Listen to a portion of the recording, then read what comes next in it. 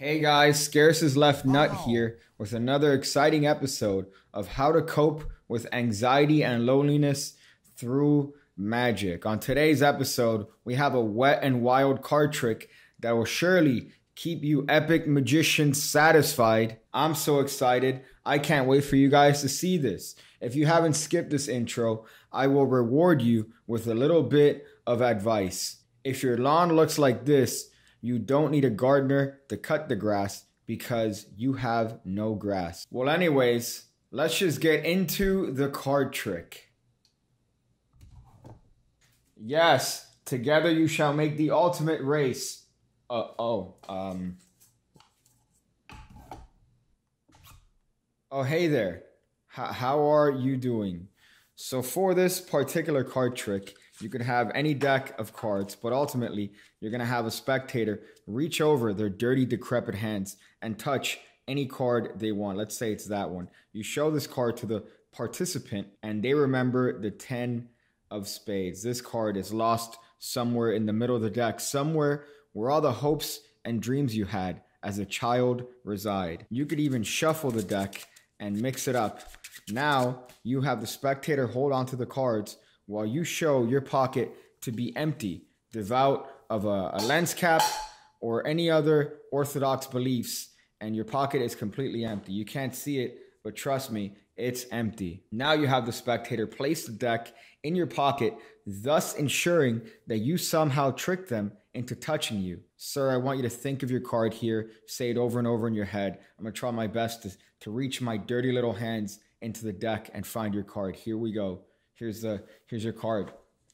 Right there, the 10 of hearts. Was that your card? They're going to say no. But was I close? Was I close? Yes? All right, think harder. Think harder of your card. This is your fault because you're not thinking hard enough. Let me see one more time. You reach into your pocket. 10 of diamonds. Was this your card? This is your fault. You know why? Because you are an adopted accident.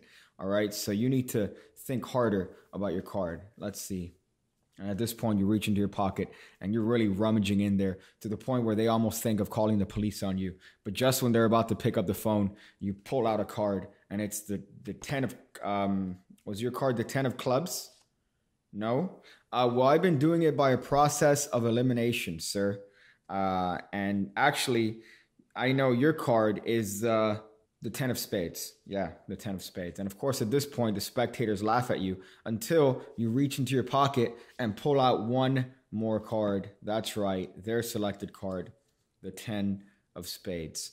Oh boy. And now, of course, I accept all the glory that comes with a clever card trick like this. Right, Mom? Are you sad and have to cope with all the loneliness that comes with being sad? Well, there's only one solution. Oh, you're the type of person that likes impromptu magic? Just check out the Anytime Project, where you have a bunch of tricks that could be done at a moment's notice. How about some long-form card tricks, huh?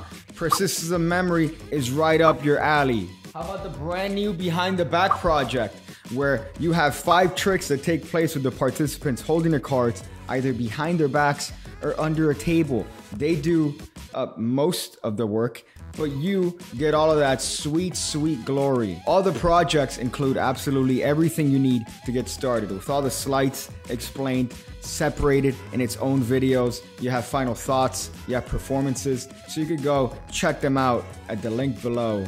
Oh yeah, man, so excited. You guys are gonna get so much women.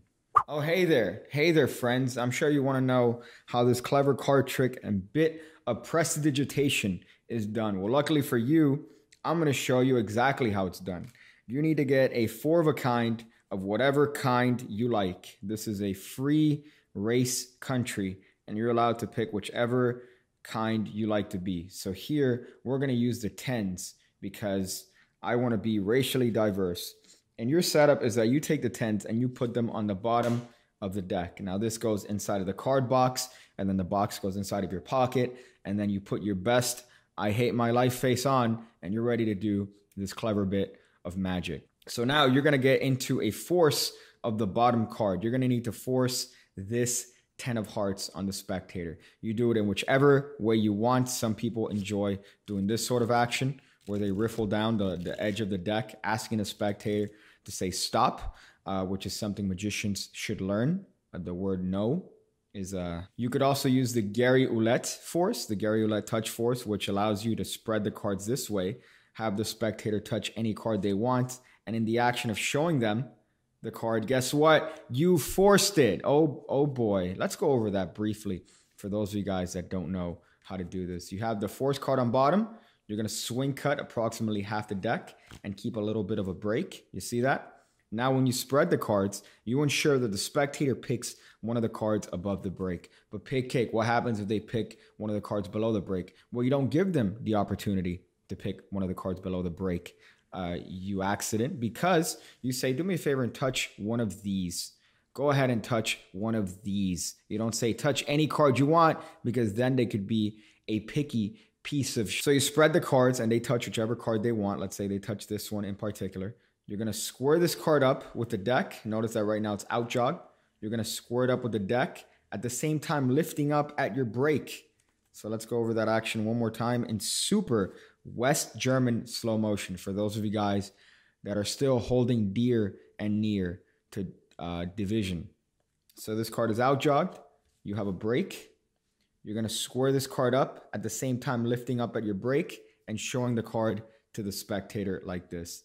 The 10 of hearts. Oh boy, so exciting. So now you're going to regroup the deck just like this, and you're actually going to need to do a little bit of a remodulation of the cards, because you need to get these cards on top of the deck. Sorry, I'm looking at the monitor here, and this is almost like trying to do dental surgery on yourself. So here you have the 10s. You're actually going to need to get a break and reestablish a break above the 10s, because right now, if you paid a little bit of attention, a modicum of attention for those of you SAT users, you would know that these are, you have a break below the 10s. So how you do that is you're going to spread to the break. You see what I'm doing there? There's the break. I'm spreading to the break. I'm going to eyeball 4 cards above the break, and those cards get cut to the top. So now all the 10s are on top of the deck. At this point, you could do whatever false shuffle you want, whatever false mix you want, keeping those 10s on top. And you have the spectator hold on to the deck temporarily. You don't give them any other instruction. You don't say mix the deck, because that's going to ruin your card trick. So you hand them the deck as you show your pocket empty of any sort of guile. You say, look at my pocket. It's empty. There isn't anything there. I don't have any phone numbers, but I could possibly have a phone number. So my pocket's empty. Now you have the spectator take the deck and place it inside of your pocket. Of course, you could insert whatever decrepit, disgusting joke you want at this point. But if you want, you could just have the spectator place the cards in your pocket, or you do it yourself and avoid the litigation. But right now, you're just going to take the top card of the deck every time. So you're going to have them think of your card, say it over and over in your head, sir. You reach into your pocket, you turn over the card, and it's going to be a 10. But it's going to be the wrong 10. So you could play up on this. Say, oh, you weren't concentrating hard enough. You need to concentrate harder and become doctor, like whatever your parents told you when you're younger. Now you reach into your pocket again, and I'm just taking the top card of the deck, which is going to be another 10. So here you go. Are you thinking hard? Are you really thinking hard? Are you taking this seriously? Because you're not helping me out here, sir. Reach into your pocket again. Take the last card here, which is the 10 of clubs, and you go, oh, you see, I've been doing this by elimination. This is how I've been doing it, by a process of elimination. So is your card the 10 of hearts? And of course, they're going to react in a way that indicates that you are an idiot. But you play up on this fact when you reach over and take the last card from your pocket. Again, taking the top card. All I'm doing is this, by the way. All I'm doing is just taking the top card. That's it.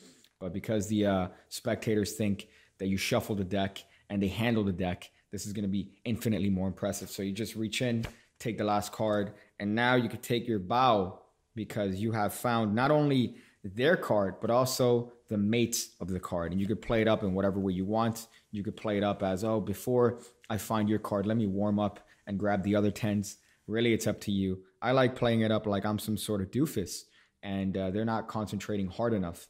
So I put the blame on them. Oh, what a great trick. Hey there. So there's a little bit of a final thoughts on this particular trick. Now, this is a very, very simple trick to do. All you're doing is essentially doing a force and a control, and you're good to go. However, don't dismiss it because of its simplicity. A lot of times people tend to dismiss the simple because you don't need to do one of these passes. Don't dismiss this. This is a very simple trick, and you could squeeze out the byplay. But try this, find your own way to present it, and the trick will reward you with ample laughter and endless joy on the part of your participants. Well, that's the video. That's the video, guys. I'm sure most of you guys have tuned out by now. Make sure to check out the brand new Behind the Back project. Help your pigga out.